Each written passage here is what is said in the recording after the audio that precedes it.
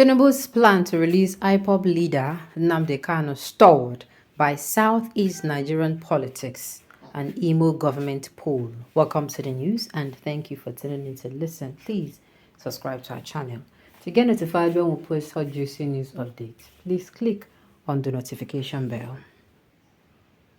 Nnamdi Kanu, the detained leader of the indigenous people of Biafra, would have regained his freedom but for Imo state politics and the forthcoming governorship election in the state, Sahara reporters can exclusively report. Kanu, the leader of the separatist group, was on June 19, 2021, abducted from Nairobi airport in Kenya and then detained and tortured for about 10 days in Kenya. Under Muhammadu Buhari administration, Kanu was subsequently flown by private plane from Kenya to Nigeria later in June 2021.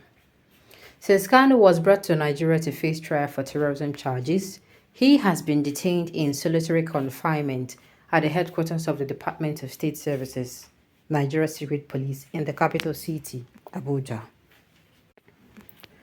Mr. Kanu, a British citizen, has requested consular assistance from the British government, but the appeal fails. However, sources in the presidency told Sahara reporters on Friday that President Bola Tinubu would have ordered the release of Kanu, but he was advised against doing so at this time by some politicians close to him. Sahara reporters learned that Tinubu was advised to hold on till after Imo State governorship election scheduled for November 11, 2023, as Kanu's release before then could have political implications in the southeast region. The release of Nnamdi Kanu was stalled by the southeast politics of Imo. They claimed to Tinubu that his release might affect the election in Imo, so the president waited, one of the sources told Sahara reporters. On Sunday, another separatist leader, Sunday Adeyemo, popularly known as Sunday Igboho, who was in Cotonou, Republic of Benin capital, said he was now legally free to return to Nigeria after 2 years. Igboho, who has since left the Republic of Benin to see his family in Germany, disclosed that he was now free to return to Nigeria and visit any country in the world. The Yoruba Nation agitator said he had fulfilled all the legal conditions attached to my bail few years back, and I am coming home to Nigeria, my country of origin, any moment from now. Igboho was arrested on July 20, 2021 at Cardinal Bernardin International Airport in Cotonou while trying to travel to Germany 3 weeks after he was declared wanted by the Nigeria Secret Police, the Department of State Services, DSS. Nigerian government made effort to have Igboho expedited to Nigeria from the Republic of Benin, like it was done in Kanu's case, but failed. He was later granted bail by a Benin Republic court and was allowed to remain in Cotonou. Igboho commended some prominent Yoruba indigenous politicians, the media, academia, and monarchs for the support he enjoyed in Cotonou. Sahara reporters had reported that the Court of Appeal in October 2022 discharged Kanu of accounts filed against him. The appellate court subsequently barred any further arrest, detention, and trial of Kanu by the agents of the government. The Nigerian government later appealed against the judgment at the Supreme Court and subsequently got another panel of a court of appeal to stay the judgment of the appellate court. Despite the judgment in favor of Kanu, he has remained in solitary confinement at a facility of the Department of State Services, DSS. On Tuesday, Kanu, through one of his lawyers, Aloy Ejimako, said the Court of Appeal should not consider adjourning the hearing on IPOB's appeal challenging its proscription as a terrorist organization by the Nigerian government. The Abuja division of the Court of Appeal in March fixed October 16th to hear the appeal filed by IPOB to challenge its proscription as a terrorist organization.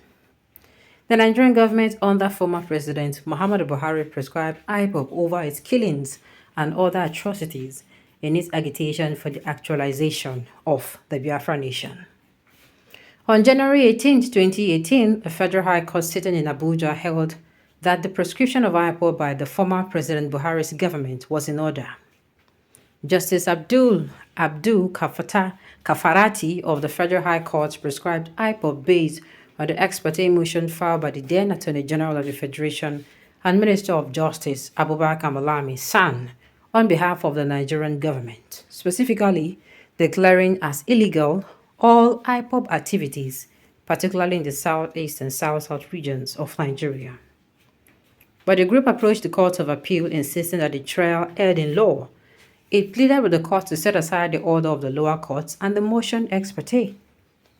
IPOB, in its 5 grounds of appeal, contended that Justice Abdul Kafarati erred in law and occasioned a miscarriage of justice when he ruled that the mandatory statutory condition requiring Buhari's approval under Section 2(1)(c) of the Terrorism Prevention Amendment Act 2013 was satisfied on the authority of a memo the AGF issued on the September 15, 2017. Now, this is what I'm going to say. Now, they have come outside though, and they are now saying, it is because of the election. You know, I was almost going to be choking on my laughter. But though this is not a laughing matter. But why I'm saying this is because they are coming out now to tell us.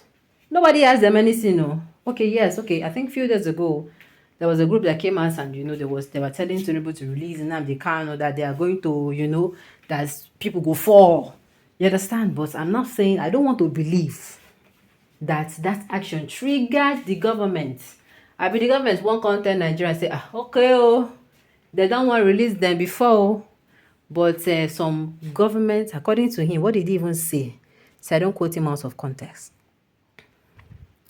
They say he said some politicians, Abi. He said politicians close to him. And please, this is what I'm going to say. Who is the president of Nigeria as of today? Is it not Tinubu? So I still don't understand why he will come out and say people. See, the thing is, it's very only thing you are doing. Anything he's saying now concerning on this issue, to me, it is not making sense. It's either he will come and say, okay, after the election, that this man, they will look into his matter. But coming out to say he wants to release him, and some people are saying, hold on. To me, it's not, like I said, this man, for Nigerian democracy, it is like a monarchical system of government already. So it is like anything he says is actually law. So it not concern us whether it is anybody's ghost that told him, okay, wait until election, or human being. Nobody wants to know. He should have just come outside and tell us, let the election finish. I don't want any clashing of titans. It should have been better. But still, he don't commit himself. The president has committed himself. So waiting Biafrans now, waiting them with the space now. After the election, they don't want to hear any super story. And so you stand and say, okay, after election, make after election be after election. Because that man has really stayed there. And it is even now serious because his other counterpart, Sunday Igboho, who is the Yoruba Nation agitator, is now walking free. So then we expect, say, okay, may they release their own person too. Alright, on this note, you have come to the end of the news. We say thank you for tuning in to listen. Until I come your way next time, enjoy the rest of your day.